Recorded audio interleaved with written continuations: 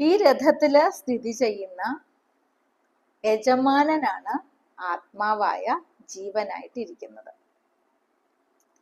രഥത്തെ ആരാണ് നിയന്ത്രിക്കുന്നത്? കുതിരകള്. ആ കുതിരകളാണ് ആ ജ്ഞാനേന്ദ്രിയങ്ങൾ.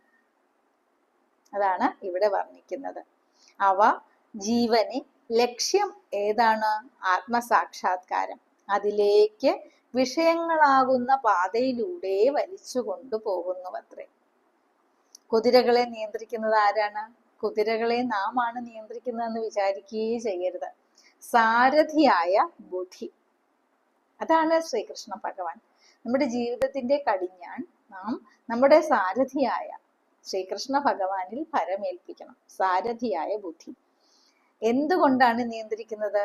മനസ്സാകുന്ന കടിഞ്ഞാൺ കൊണ്ടാണ് നിയന്ത്രിക്കുന്നത്.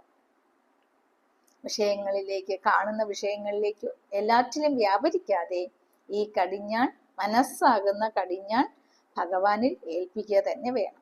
അപ്പൊ ഭഗവാന്റെ കൈകളിൽ സാരഥ്യം ഏൽപ്പിച്ചാൽ അദ്ദേഹം നമ്മെ ലക്ഷ്യത്തിലെത്തിക്കും.